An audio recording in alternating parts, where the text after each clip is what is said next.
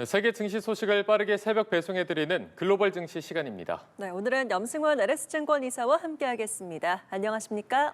네, 안녕하세요. 네, 뉴욕 증시 3대 지수 하락세로 마감을 했습니다. 매도세가 확산한 가운데 나스닥이 이후 며칠 동안 계속해서 부진하는 모습을 보이고 있거든요. 밤사이 상황 어떻게 보셨습니까?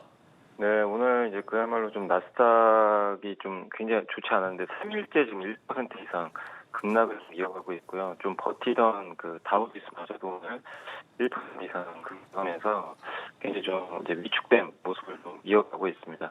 이 기술주 매도세가 이제 계속 이어지고 있는 이유는 최근에 이제 AI 때문에 그 수익 기업들이 좀 사업 모델이 좀 잠식되지 않나, AI랑 경쟁에서 오히려 좀 이 사업이 좀 위태로워 되는 거 아니냐, 이런 우려감이 좀 확산되고, 이런 이제 기업들이 위축을 받게 되면 당연히 또 반도체 수요도 좀 줄어들 수 있잖아요. 그런 부분. 또 거기에 알파벳이 대규모 자본 지출을 하는 것 자체는 뭐 AI 성장에 도움이 되겠지만 또 지출만 많이 하는 거 아니냐. 그러니까 시장이 되게 좀 냉정하게 판단을 하고 있죠. 옛날에는 그냥 관대하게 투자해도 뭐 나중 성장을 위한 거다, 이런 좀 분위기였는데 지금 그렇지 않습니다. 당장 돈을 벌어라, 이런 좀 이제 생각들이 굉장히 강해지다 보니까 시장이 어쨌든 그런 부분들에 대해서 좀 민감하게 반응하면서 기술주들이 좀 좋지 않았고, 사실 오늘 뭐 지수인데 암호화폐가 너무 좋지 않았습니다. 지금 비트코인 가격이 7만 달러도 깨져서 가격이 지금 무너지는 그런 좀 상황으로 가고 있고, 또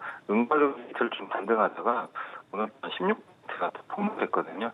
우리가 흔히 이제 금과 은을 또 안전자산으로 보지만 그런 역할이 아니라 오히려 위험자산보다 더 심하게 변동이 나오고 있어서 상당히 지금 뭐 주식시장, 또 이런 기금속 시장, 또 암호화폐 시장, 장관의 이제 에브리싱 랠리였죠. 모든 자산이 떠오르는 그런 상황이 아니라 이제 2월 들어서는 이 자산들이 동시다발적으로 좀 빠지는, 좀 악순환에 빠지는 그런 모습들이 좀 나왔던 것 같습니다. 거기에 오늘 또 미국의 고용 지표도 대다수가 반등했거든요. 그러니까 그동안은 해고도 없고 고용도 없는 뭐 약간 이제 밋밋한 흐름인데 지금 좀 아래쪽에 좀 무너지는 듯하니까 그 해고는 늘어나고 고용은 계속 좀 감소하고 있고, 이런 것들이 오늘 또 지표에도 나오면서 뭐 경기에 대한 쪽으로도 커졌던 것 같습니다. 그래서 오늘은 좋은 뉴스나 이렇게 좀 안 좋은 뉴스들이 거의 미국 증시 장악하면서 굉장히 좀 진한 하루를 좀 보냈다라고 말씀드리겠습니다. 예, 미 증시도 그렇지만 또 비트코인도 13% 이상 폭락하면서 한때 6만 4천 달러마저 붕괴했습니다. 말씀해 주신 대로 신규 실업수당 청구 건수도 예상을 넘어서 노동시장 둔화를 나타내기도 했는데요. 이렇게 상황이 좀 좋지 않을 때는 어떤 대응 전략이 좀 필요할까요?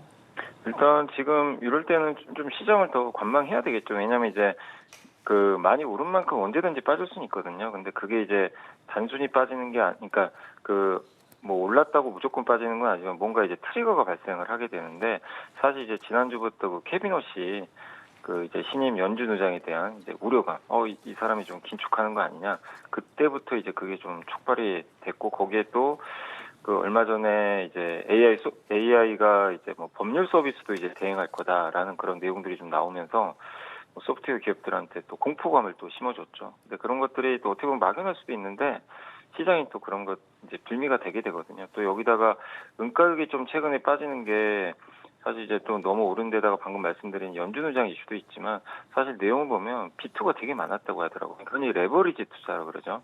그러니까 은이 워낙 투기적으로 이렇게 오르다 보니까 거기에 베팅했던 글로벌 이제 개인 투자분들이 굉장히 많았던 것 같은데, 이게 이제 그 빚으로 투자했던 것들은 반대로 이게 무너지게 되면은 더 큰 이제 폭락이 좀 초래될 수밖에 없거든요. 그러니까 과도한 이런 이제 레버리지, 신용이 또 이런 자산 시장에 들어갔던 것도 좀 변동성을 촉발한 그런 요인입니다. 그래서 이런 변동성은 당장 없어지는 건 아니고요. 좀 시간이 지나야 됩니다. 그렇기 때문에 지금 뭐 변동성에서 나는 저점을 잡겠다, 뭐 기회 아니냐, 이런 것보다도 변동성이 줄어드는 걸 확인하셔야 돼요. 근데 아직까지는 아니기 때문에 제 생각엔 최소 1, 2주 정도는 조금 이런 특히 이제 해외 미국 증시나 이런 자산 시장은 조금 더 지켜볼 필요는 있지 않나라고 생각을 합니다. 네, 알겠습니다. 오늘 글로벌 증시 염승원 LS증권 이사와 함께했습니다. 오늘 고맙습니다. 네, 감사합니다.